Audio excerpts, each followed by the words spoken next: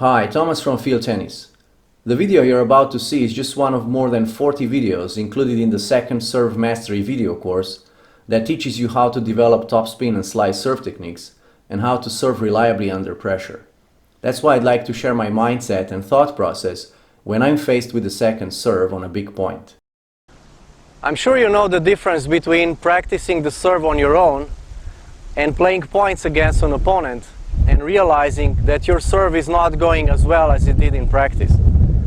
Now, as you're aware, nothing has changed in the court. It has exactly the same measurements. Your technique has not changed suddenly, so everything is the same except your mindset.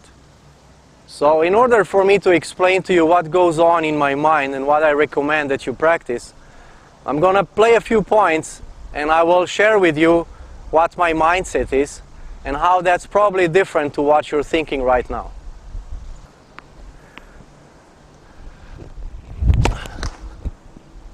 So I've just missed my first serve and I'm about to serve my second serve. Here's what's going on in my mind. First, I have no thoughts about that missed first serve. I don't regret missing it or wishing how great it would have been if I hit it. I don't dwell on the past. I immediately accept that I missed the first serve, knowing that the probability of hitting a first serve is somewhere around 50%, perhaps a little bit higher on good days and possibly quite lower on bad days. Secondly, I make sure I take enough time for my second serve. Many players rush into their second serve because of the anxiety they feel when it comes to competition. You're just about to start another little battle with your opponent, and that can make you anxious. And being anxious makes you rush things. You must learn to discipline yourself and always follow the same ritual. A ritual is a series of actions that you always perform, and by following them exactly in the same way every time, you train yourself to use exactly the same amount of time for preparation of your second serve. And by doing that, you're training yourself to focus on the task at hand in exactly the same manner, which helps you recreate your second serves in the same manner and therefore hit them with very high consistency.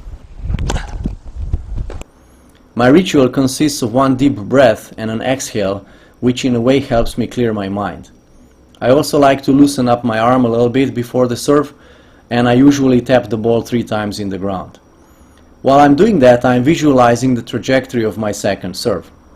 Depending on the score, my opponent's strengths and weaknesses, how well I'm serving today, the wind, the sun and other factors, I will choose a certain type of second serve.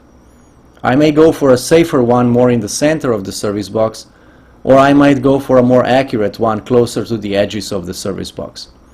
I make that decision very quickly, probably in 2 seconds. I also never doubt my decision, nor do I change my mind. Why? Because I've done that in the past and it usually resulted in a poor serve or a double fault. You must stick to your initial decision and you must hit your second serve decisively. Once I finish my third tap, I take one more look at the target area, which helps me orient myself and have a clear direction of the serve in my mind.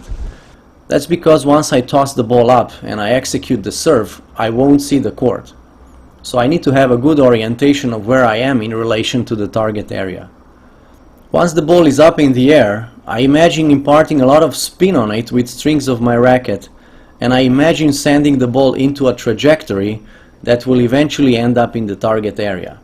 It takes time for you to start trusting the idea that hitting up on the ball will eventually bring the ball down in the court, and you'll hear me explaining this later in this clip when I talk with a player about my mindset when serving. Now we're coming to the most important part of the second serve, which is the mindset. Namely, most of you are trying to achieve a certain outcome with your serve. You may try not to miss, you may try to hit the backhand of your opponent, you may want to pull your opponent out of the court and so on. You may also feel some anxiety when you're executing your second serve. But that's because you're focusing on the outcome, and that's not the right mindset. You need to focus on the process of executing your second serve. I focus on the execution, which I already mentioned before.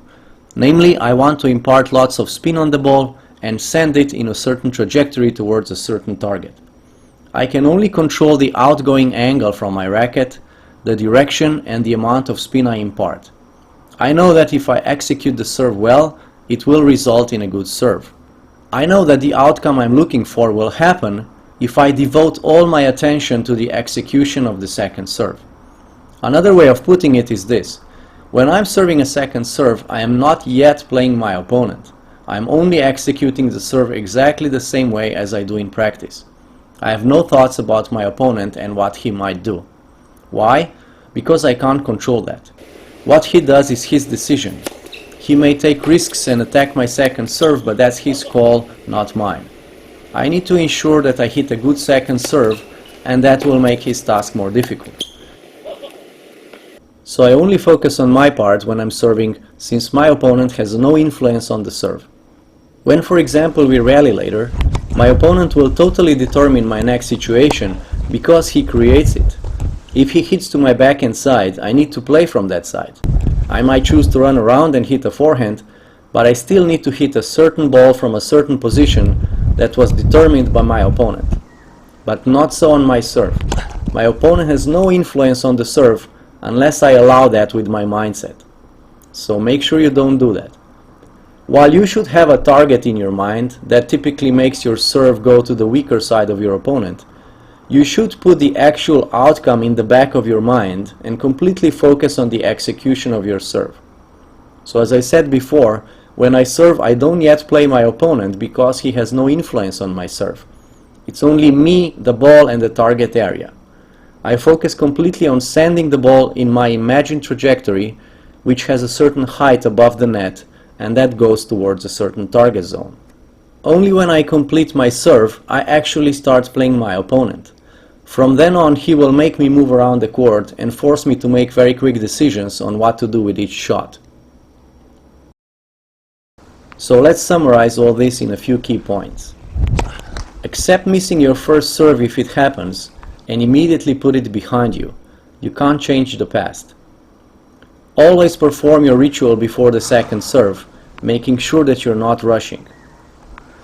While performing the ritual, decide on the type of the second serve and stick to that decision. Visualize the trajectory of your serve, making sure that you're aware of the height above the net. Do not play against your opponent by thinking what outcome you want to achieve with your serve, but focus only on the proper execution of your second serve. Your attention should be only on hitting the ball with topspin and sending it into a trajectory that you imagined. Always hit second serve decisively. The usual mindset of players is to be cautious, and that will never make you a good server. Never think what you don't want, meaning making a double fault, and always think what you do want, meaning hitting a good second serve. If your second serve is not reliable yet, and you always doubt if you're gonna make it, I recommend serving a second serve for a couple of months continuously. If you play matches, don't serve any flat first serves, but just keep hitting topspin serves. In time you will stabilize it to a point where it's going to be very reliable. Then you can come back to hitting your flat first serves again. Trust me, you won't forget how to hit them.